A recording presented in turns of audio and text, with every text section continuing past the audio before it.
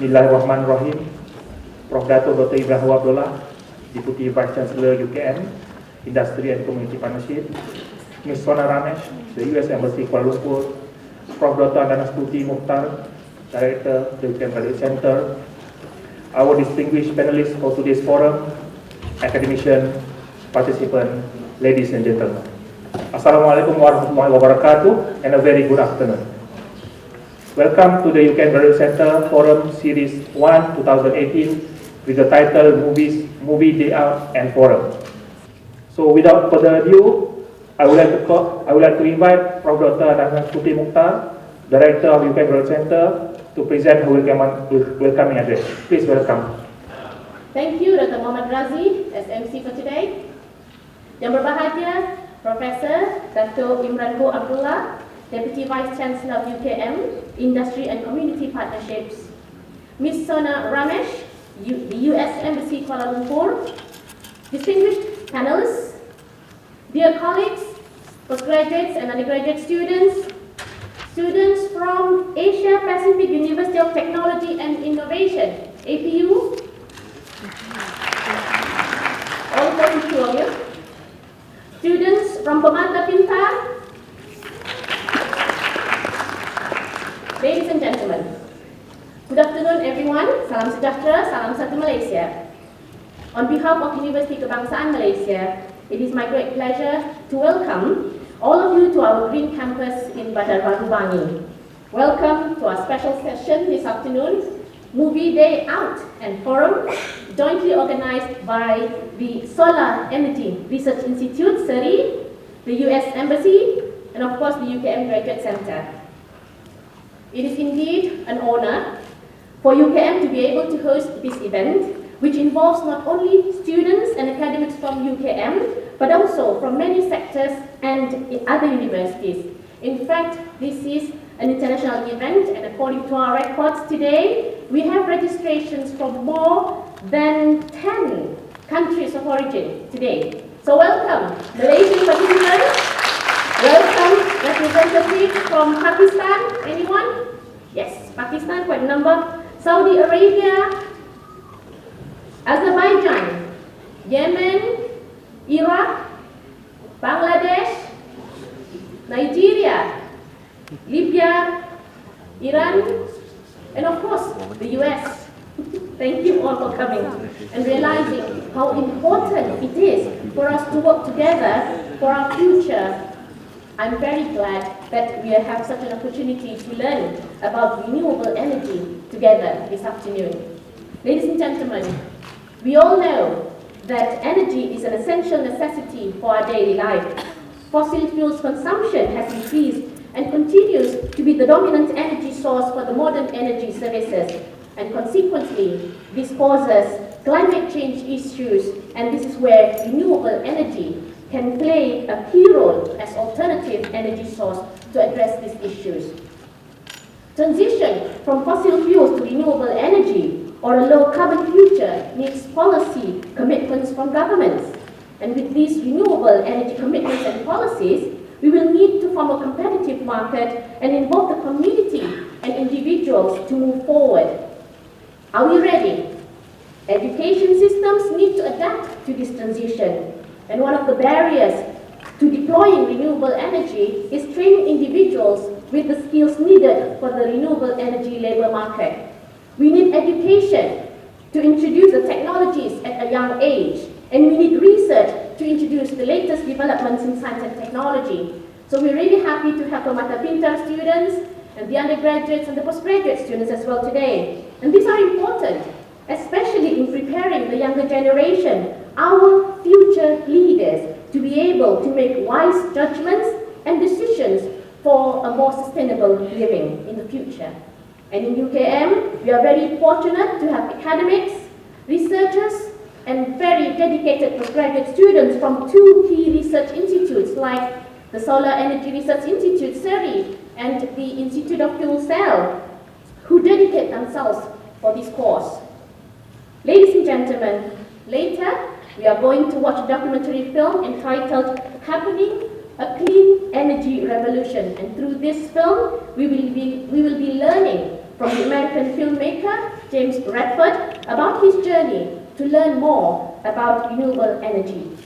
I'm sure throughout the movie he will bring us along in his journey, and I believe his 70-minute story will also motivate and inspire us in moving towards a low-carbon future. I'm a little nervous because this is our first time screening a movie in our lecture theatre, so hopefully nothing untoward happens. And after watching the film, we will have a forum to discuss renewable energy for a sustainable future. How can we contribute? Again, this is our honor to have panelists from the Global Climate Change Office of the United States Agency for International Development, USAID, the Ministry of Education, who will be joining us shortly after, and then the NGO Energy Action Partners, and also, of course, our very own UKM Deputy Vice Chancellor, Professor Dr. Imran Ho. This will be a good opportunity to learn different perspectives on how we can contribute to create a more sustainable future.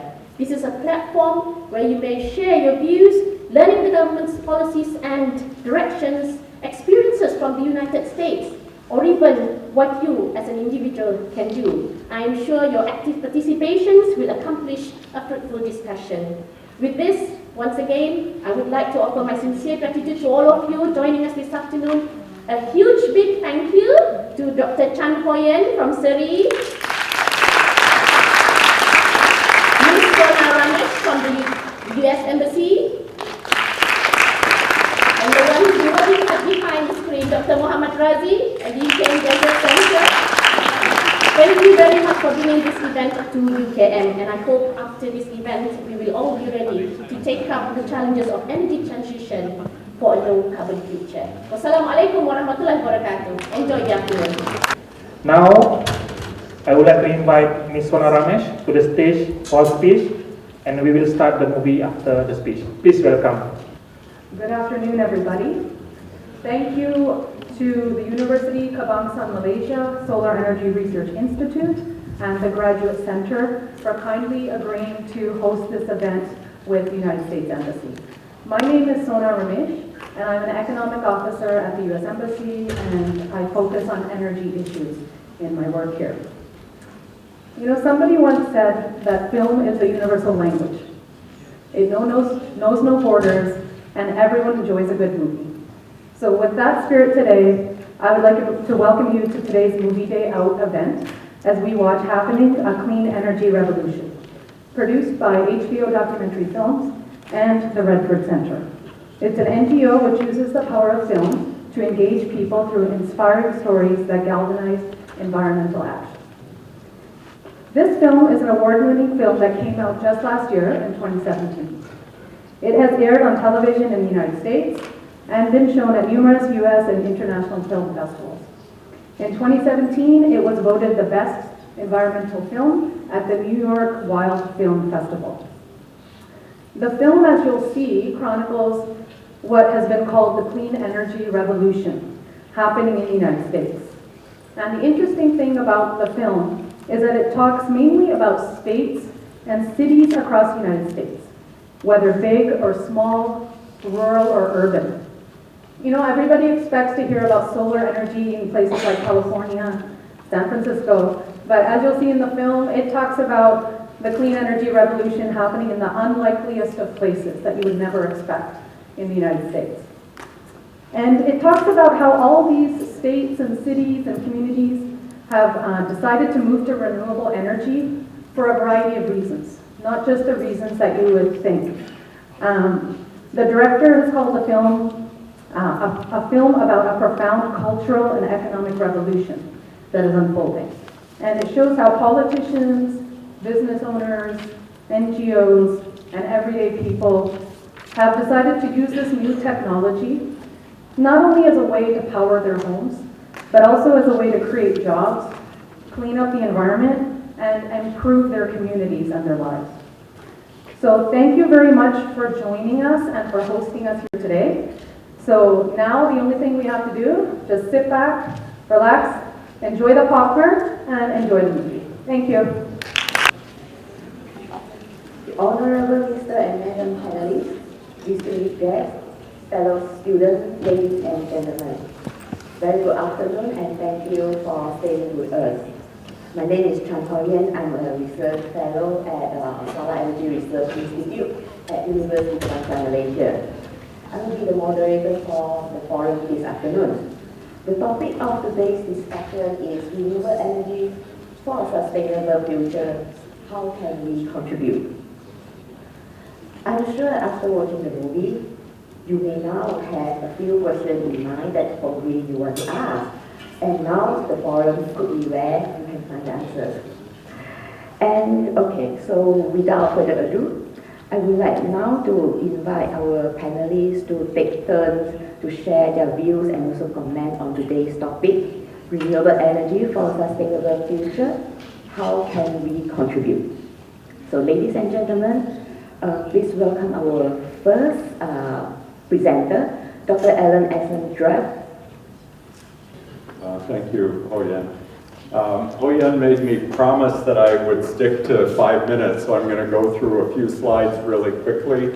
She said that if I didn't make 5 minutes, she'd put me in the Nevada desert on a really hot day, right? But I know you won't. Okay, so first slide, please. Okay, good, thank you. Okay, so many of you know that the prices of renewables have been falling extremely rapidly. Renewables are now getting competitive with gas and coal. One of the factors that is driving the reduction in prices is not just technology, competition. Most of the countries that are getting the very low prices are using auctions. They're switching from feed-in tariffs to auctions. And once the entrepreneurs have to compete in an auction, they know that they will not win unless they innovate, unless they get really smart, unless they figure out ways of reducing their bid prices. This is the example of Brazil, where they went from a feed-in tariff to a series of auctions. They're now on maybe their 18th auction. And in the first auction that they held, the price fell by 50% from the feed-in tariff. This is our rule of thumb nowadays, 33 to 50% when you switch from a FIT to an auction. This is a map of the world that shows some of the auctions that have happened in the last year. And if you look at some of the prices that are up here, you'll see, for example, Brazil has had a $29.6 per megawatt hour auction. A coal plant nowadays typically generates, when it's new, at 8 to 10 cents. This is very cheap. Or similarly, look at the UAE with 29.4 cents for solar, or India now with 37.9 cents for solar. These are the kind of prices that are emerging in auctions today. What's happening here? Well, it's very simple to explain it. One is that competitive pressures are driving prices lower. And as prices go down, policymakers and industry officials say, the prices are so low, I want more of that.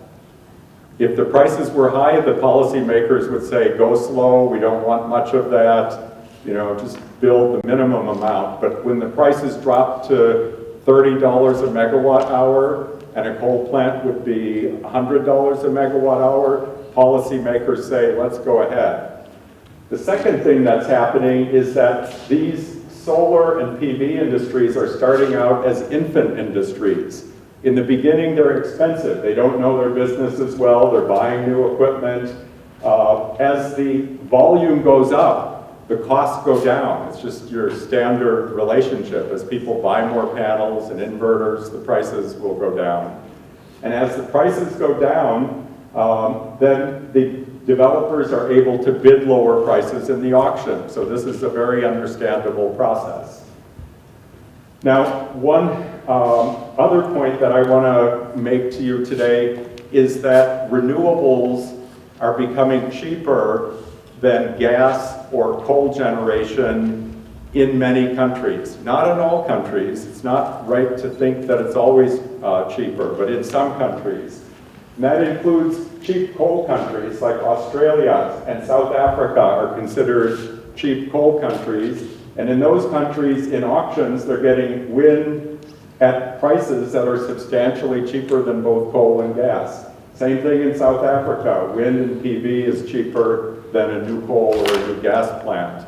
And we're finding the same thing in Mexico and Chile, even in the United States, new wind or solar plant in a good location. That doesn't mean everywhere, but in a good location will be cheaper than a new coal plant. Two more slides here. A remarkable thing has happened in the United States recently where the price of a new solar power purchase agreement, a PPA, is coming in cheaper than just the operating cost of the most efficient coal plant of a major utility. You see what's going on there? That's a new power purchase agreement for solar, and it's cheaper than an old coal plant just to operate it, not even with the capital costs. So that means that wind and solar is becoming very competitive as an alternative. My final slide here is pointing out that many people in the beginning of the transition process will say, no, but renewables are variable. You know, the sun goes up and down and the wind's not blowing today, and what do I do? Well, in fact, countries that are deploying a lot, like Denmark or Ireland, Denmark has 45% wind, Ireland has 24% wind, Spain has 46% wind and solar, and they're coping with it. The power is staying on. They're able to keep high quality, constant supply, but they have to learn how to do it and they have to invest in their grid. So that's all that I wanted to cover. You won't put me in the Nevada desert, right? I just talked to about 5 minutes. I'm not going to bore you with slides. So I'll just tell you actually the Malaysian experience. I think from the 70s onwards, after the petroleum crisis in 1979, Malaysia actually has decided actually to have the national depletion policy, and we add on actually with the fifth fuel policy. And subsequently, the latest that we have actually have is to establish a Renewable Energy Act in 2011.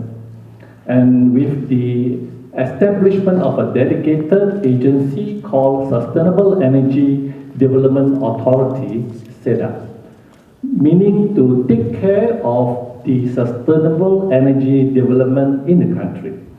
One of the acts that was accompanying with the establishment of SEDA is to introduce the feed-in tariff, the FIT.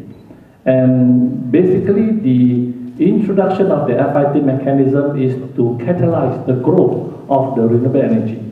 So many actually people that have come about, including the industrial sector. So in this case, for those who may not be too familiar with the FIT, if you look at our electricity bill every month, there is a 1.6%. In fact, the initial plan is to have a 2%.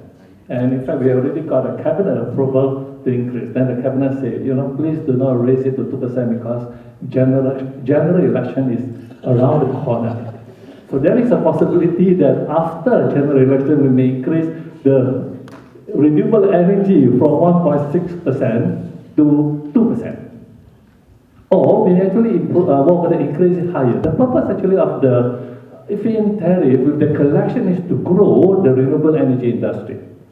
It actually works very well. In fact, for that matter, people come to the renewable energy sector is because of the monetary return, because of the premium that you can actually get, closing to about 1 ringgit and 50 cents, as compared actually to the tariff of 38.7. So, but that will not last. I think as what Mr. Allen actually had mentioned. So last year we have actually migrated actually from the feed-in tariff because the quota, whatever allocation that we actually have for 1.6% has almost actually come to exhaustion, and now we are introducing the auction. The auction where the latest auction for large-scale solar was that at the price of 34 cents, as compared to 1 ringgit and 50 cents. There is actually, as compared initially to about 45 cents, well, we actually even have the pilot project in Sabah and Semenanjung. That time the tariff was about 53 to 57 cents. But now it's actually come down to 34 cents. So there is actually, but that actually is getting us worried also, because we are just wondering, we have spent so much effort introducing the FIT mechanism and to grow a group of people who are interested actually to do the solar business, the renewable energy business. I do not know whether this will actually make them, let to be die actually in the market. So I think there are a lot of consideration that from the government, from the policy perspective, how are we actually going to continue to grow the industry at the same time is to make the tariff more competitive. And I think the tariff in Malaysia, we are very much subsidized tariff, as even though we are trying actually to make the tariff very close to the market mechanisms. So I think if you were to look at the renewable energy, other than the large-scale utilities that we are doing now, I think there are certain environmental concerns. Because imagine that we are doing 50 megawatt, it actually means that we are going to actually lock in so much of the land. And Malaysia, we are not like in UAE, where we have a desert, where the land actually is not used for some agricultural purposes. So there is a lot of policy consideration that we need to do, even though that we have targeted from 2016 to 2020, amounting to about 1,250 megawatts for solar for the last year. But it actually means that a lot of the land actually has to be cleared. So now we are introducing another mechanism called the net energy metering for those people who are not interested so much actually in the tariff, but is to use the electricity. Subsequently, whatever extra, then they can actually sell to the utilities. I was actually quite impressed, when you have the case out of Nevada where, they have so much actually of the rooftop solar, but after that, the utilities start saying that they have too much of that in the system. So I think for that matter, Malaysia, we are actually taking it in a more practical manner. And initially, the renewable energy composition of the whole energy mix, initially we didn't actually take the big hydro to be part of the system. But in the most recent meeting actually at ASEAN, we have decided to have the ASEAN approach. Then even the big hydro. So now we are telling the world that Malaysia, as compared to the ASEAN goal of having the renewable energy mix of 23% by 2025, we are almost there. We are 22.4% because we have included the big hydro into the system. But we are very much aware of the ecological kind of, environmental kind of, hydros like Bakun. They have certain probably negative impact actually on the environment. So we are still trying to do it in a more pragmatic and more careful manner. Okay, I probably will stop here, then we can probably have some more interesting discussion. Thank you. Thank you, first of all, for the invitation to be here to join the forum. I'm going to give a very different perspective. We have heard the technical sense of how we can contribute in terms of the prices of renewable energy. The Incheon Declaration is a declaration by for higher education to be in line in terms of the SDG goals. So part of this include, as you have seen the film earlier, and education and awareness is still needed and is ongoing. So today I'm going to share with you some of the things that we do at the university that relates to green energy. How do I do this? Just button. So you can see that we are located, just a show of hands. I see some familiar faces. Professor Sanusi is here. Tariq? Alam. Okay, and UKM students. Are there many UKM students here? Just a show of hands? Okay, great. So you can identify UKM with being a very, very green campus, right? In terms of our research, in terms of the teaching that we do, in terms of our community engagement, a lot of it actually encompasses what we call green energy or sustainable development, part of it. In terms of research, I think you will all know that in Surrey, the Solar Energy Research Institute, the Self-Fuel Institute, Engineering, Economics, EMAN, Lestari, IPI, all of them have research projects that are related to the green initiatives. And in terms of teaching and learning, all of you who are doing the undergraduate programs will know that we have a very liberal arts component that includes at least, on the last count, 20 subjects that are related to green energy or sustainable development. And in domain 5, that is the domain where the liberal arts courses can be found, where you have science, technology, and sustainability. And finally, in the community, what projects do we do with the community? I'm very happy to say that our researchers, our scientists are very actively engaged in actually bringing technology related to green energy, related to sustainability to the community. And in this slide, I think Surrey, led by Professor Kamaruzzaman Sufyan and Dr. Chan, has been at the forefront of what we do. Next, please. Okay. Chitra, this is the liberal arts courses. You'll find some of them like LMCR, Green Technology and Sustainability. I believe that is being offered by Surrey. And that is actually can be reached by students from across all disciplines, whether you are in medicine, in Islamic theology, or in economics. You can actually choose to do all these courses. So some of the green initiatives that we share or that we have with the community, if I can bring you to this one right at the bottom there, Pinta UKM, Innovative Green Homes Program. That is something that we do with the schools.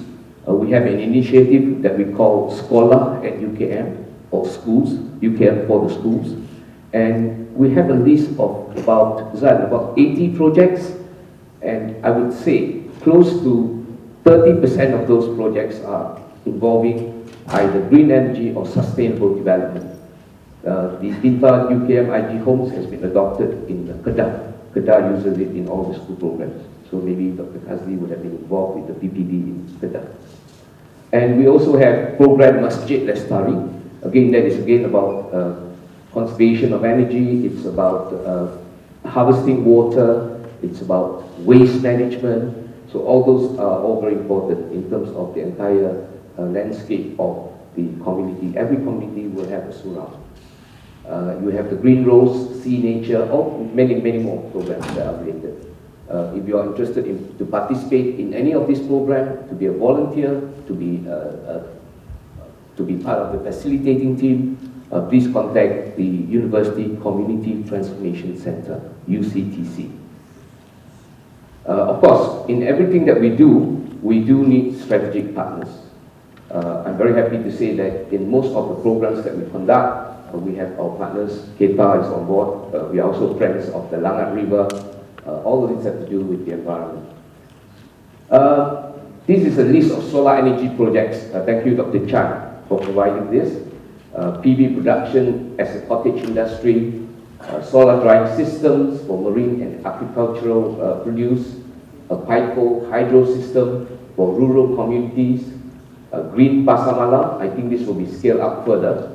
We are doing it together with because pasamala, for those who are not from this country, you would know that we have the night markets, and the night market culture is very vibrant. So there is a lot of that going, and we are doing a co-project with a university in Taiwan as well. Life for Life, it's another project that we have. Again, if you're interested to participate in these programs, some of them are ongoing, some of them have been completed, I know. Get in touch with the Solar Energy Research Institute. And of course, this is the team in action. We also have solar energy usage in terms of the communities that are the Orang Asal, or we call the origins of the country, right up to Posko. It's a 12-hour journey into the Banjaran Tiki Wangsa. Okay, so I think I'll stop there. 5 minutes. Basically, our color, the university color is great, but we go green. And there is a comprehensive green plan in action here within the university. Thank you, Dr. Chan. Thank you very much. Well, to begin with, let me take you back to the time when we are still young, we are still in our school uniform. I believe most of us remember learning about endangered ecosystem, about the thinning ozone layers, as well as about the greenhouse effects. So these are actually what we have already learned in our secondary schools. In fact, in primary schools, we have already been introduced to renewable energy, such as solar energy, hydroelectric, as well as the fossil fuel itself. So this shows that actually the Malaysian education system has been promoting and fostering the importance of green technology or the renewable energy since long time ago. Okay? Even though we did not really emphasize that much on green technology by that time, but we did manage to provide our kids with modules. Actually, we have been working with CATA and C3. We have developed about 8 modules on renewable energy and energy efficiency for primary schools, which has been used by the kids since 2011-2012. We have modules for subjects such as science, English, Bahasa, Kajian Tempatan, as well as Pendidikan Islam. So this proves that actually the green technology or the renewable energy topic is able to cross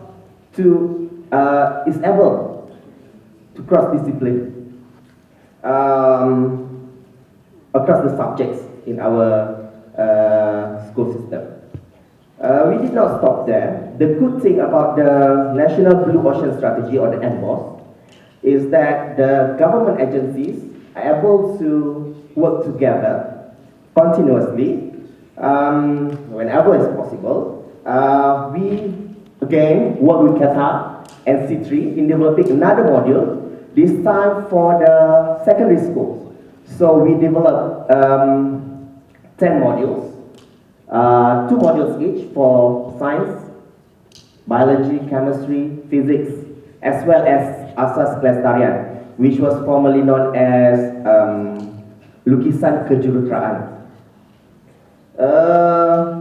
So now we do have a continuation from what we already have in primary school, the supporting materials that we have in primary schools. So these kids actually,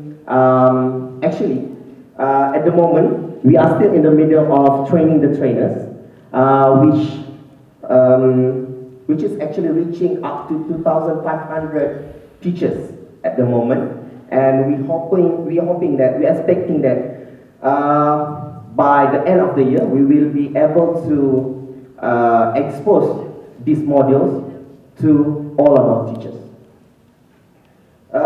So why is it necessary for us to make sure that this training of trainers is a success? It is because, as we all know, all education system in the world will have its own educational reforms.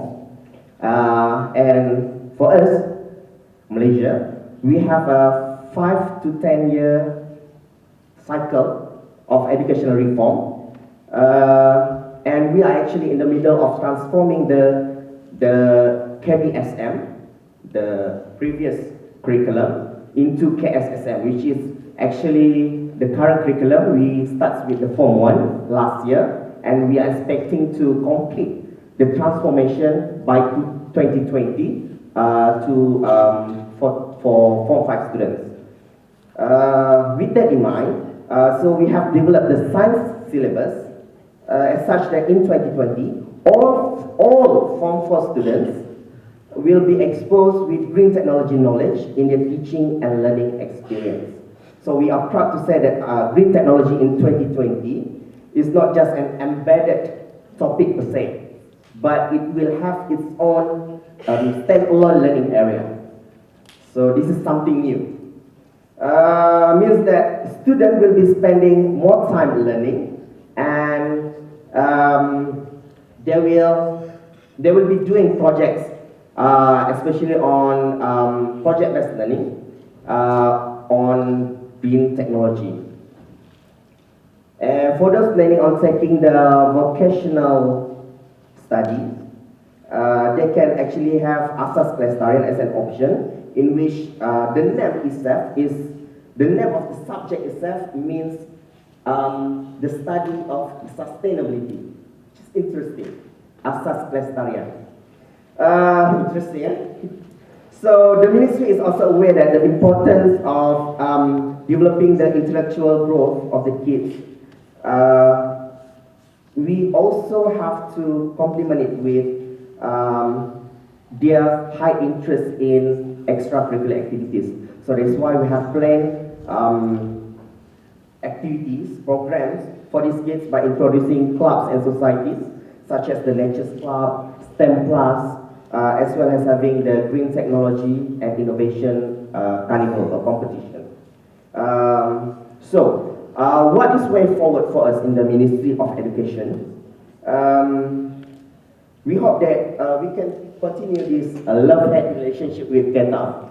We hope we'll have more modules coming in the future to support our curricula. We would also like to invite any other agencies, NGOs, to come and collaborate with us so that we can benefit our education system. The higher education institutions as well, especially those producing the future teachers. We hope that we can encourage them to revise their curriculum so that green technology can be brought into their curriculum in line with our secondary curriculum. I believe that we have quite a number of postgraduates here, as well as the some hopeful future postgraduates. So it would be great to have a bunch of people to do some research on our educational system regarding our implementation in green technology. Actually, there's not much out there on this, so why not try and venture on that? So I think that's all. Thank you. Good afternoon, everyone, and thank you so much for having me here today. We've heard some really interesting numbers and exciting initiatives happening all around the country, and I'm really excited, and it was my pleasure to be here and to hear all of this. So just to give you a little bit of background, Energy Action Partners is a small but international nonprofit organization, and we work in the space of energy access, which is a very different world or space so far that we've been talking about. So we work closely with the 1.3, 1.4 billion people around the world that don't have access to sustainable energy or modern energy services. By 2030, 2050, the world population is going to grow, and the majority of these populations will be in sub-Saharan Africa and Asia. And so we have an office here in Kuala Lumpur, and we work regionally, so we focus on Southeast Asia. In Malaysia, some of our work is in Sabah and also in Semenanjung with Orang Asal villages.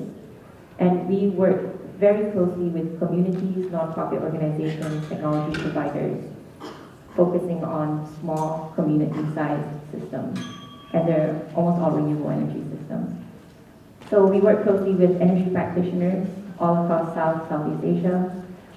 We have our own participatory approach to actual energy planning, which is in the form of a mini-grid game. It's a simulation game.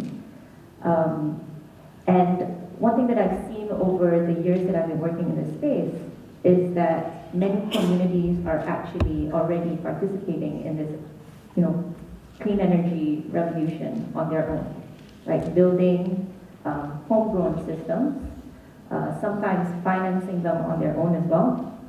Micro-hydro, small solar systems. Wind is harder to find in Southeast Asia, but there is in Africa. And it's a very exciting space to be working in, to know that communities can take on and own and lead the development of their own systems. And this also means leading the development of their own communities as well. Because when you're talking about community-based systems, they're almost always very involved in the running and operations of their own systems.